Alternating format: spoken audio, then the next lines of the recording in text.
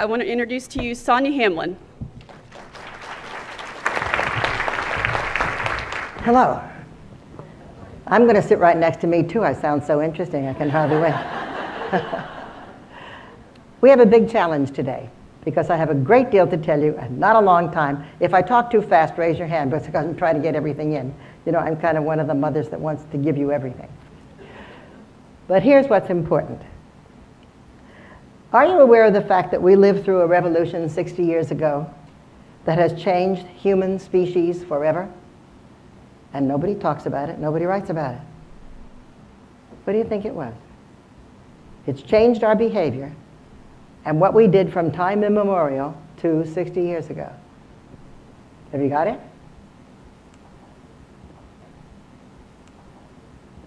Okay? Now, that's not all. We really turned the world upside down in the late 90s by finding this little fella. And so what we're going to do today is discuss with you how that revolution has changed your juries and what you now need to know about them in order to still reach them, because what's changed is how we communicate with each other. We used to just tell stories. Older people told younger people. Everybody believed teachers. Well, we know that's different. So let's find out what the heritage. I want you to understand how come things happen, not only to say, oh, that's what happened. What did television do? First of all, the information was made visual, right? And you know what I would like to do now? I'm not going to say it to you. Why don't you just read it? Because one of the things you'll learn today is you must involve your audience. The audience must stay connected and active, because we're the folks that get all our information for nothing on our own, right? Okay, how about this? Running around answering the phone, doing the cooking, back and forth, television ran all the time. You sort of didn't have to sit still and listen anymore the way you used to have to do in class or at a concert. Talking heads were very boring, right? We use anonymous voice overs now. Information must be illustrated, right? And we rely on the facts that we see with graphics, not with what people tell us. And then there is the tyranny of, I'm bored, click. This is too much, click. This is not interesting, click. And what is your job in life? You need to stand up and communicate and hang on to an audience, don't you? So this is a good beginning, isn't it? Now, conditioning number 2 is what happened here. First of all, we're no longer talking, we're typing, right? We're no longer listening. We're now reading screens silently. And remember the word silently. That means we're forgetting how to listen. We don't need to. We've already got it, and it's an intimate thing between me and a screen. And you're still up there saying, attention, jury, I'm going to talk for an hour. Okay. Information's instantly available for everybody and very easy to find, right? Do it right in your own house. You don't have to go anywhere, no libraries, no listening to anybody. Also, speakers are gurus. Well, not exactly. They're becoming obsolete because we just don't have anybody doing it anymore.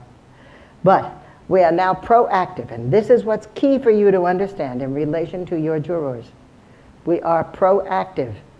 And at another time, I'll come and tell you about jurors Googling now, which is a very serious issue. They go home and Google about the case, and Google about the people, and Google the lawyers. They want to find out all about you. What has happened to all the good rules? But it is because it's available. Can you picture saying to them, you cannot, and then they won't? So now you need to understand. I mean, consider how committed you are to your own BlackBerries, yeah? Your own computers. I mean, you can't live without them, right? They are the essence of your life, but it's remember, you to it and it to you, not a person. So, one of the things we have now discovered is the conditioning that both television and computers have created on the people who are still meant to sit still in the 19th century format in a box, and they can't get up and they can't ask questions. No more proactive. But this is who they really are. This is what life is about. Now here's the second problem. The generation gaps. How many of you have heard of the generation gap? How many of you have children who are growing up to be folks that you were not like that? Anybody? and you don't sort of understand why they do what they do, and you're kind of tearing your hair about how are you ever going to get them to go away from that texting phone and talk to you maybe? Well, let's discover something about not only what the gaps are, but why they happened. First off, let's be very clear about what those 4 generations are. And this is a composite of having read a zillion books to try to figure out a kind of, this is generally the characterization of these 4 generations. Okay? Now, why did it happen? Well, let's start with this fact. 1960, 88% of all children grew up with 2 parents. In 1988, 60%.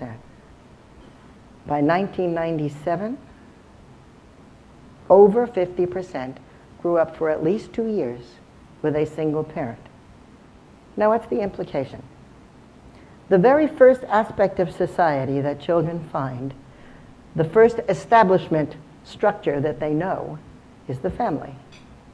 The family used to be, you grow up, you get married, you have children, you go to the grandmother for Thanksgiving, and it was all very structured, and it implied, and this is how the world is. So you move into the workplace, and you start at the bottom, and you work your way up to the top, and we're all a team, and you stay till you're 65, and then you go fishing, right? I mean, the plan was all kind of designed. But that meant you accept that this society and these structures are good. Now, what suddenly happened to the first structure they see? If it wasn't your parents, it was your friend's parents. What happened to the families? It wasn't a husband and a wife. We now see same-sex couples. We now see women bringing up single children. We now see his, ours, and mine, and so on and so on. So that the whole concept of structure now has become, you got to create your own. You better learn how to improvise and find out what the good life is based on you, not based on something you inherit and walk into. So the result then is this, and consider the experiences they lived through, how they grew up, how they worked, what they saw their parents do, what they believed in. Here are the generational differences. Seniors saw the future as predictable. They were hardworking, economically very conscientious. Everybody really had a job, and they knew you were supposed to bring home the money. And mommy stayed home, and daddy went to work, and dinner was on the table at 6. They trusted the government and the establishment because that first structure really worked for them. There was a strong set of moral obligations, very serious about what is right and what is wrong. Don't do that, right? Further, they fit into the systems because they saw no options. This was the way you did it, and the tracks were rather clear. And you didn't do a great deal of climbing. It was possible in America, but the traps were still so clear that most folks simply did a lockstep march. Now we come to baby boomers. Now baby boomers are an interesting generation because baby boomers born between 46 and 60 were not only the children of these parents, they were still fairly oriented. They are now much more open with their children. They did make that move. But remember, they are also the generation within which was the flower children, the peaceniks, and they began to see revolution against this establishment that the parents had so carefully laid out for them. And so there was the beginning of, let's think a little more creatively here. You know, we don't have to do everything everybody says. We actually can begin to think on our own. And maybe we have to question some of these institutions and question the Vietnam War and so on. They had a strong set of ideals and traditions that came from the seniors. They were ambitious achievers, believing they would go beyond the parents. That was true. And the parents wanted them to climb higher. They were connected to the establishment, but they were very much affected by activists, and it was the beginning of women moving into the workforce horizontally, not this way, but this way, knocking on a lot of closed doors. But there was the beginning of movement and questioning the original structure, okay? They were relatively more liberal socially, but politically still fairly conservative. That's the boomers. I'm not asking anybody to raise hands, but you know who you are.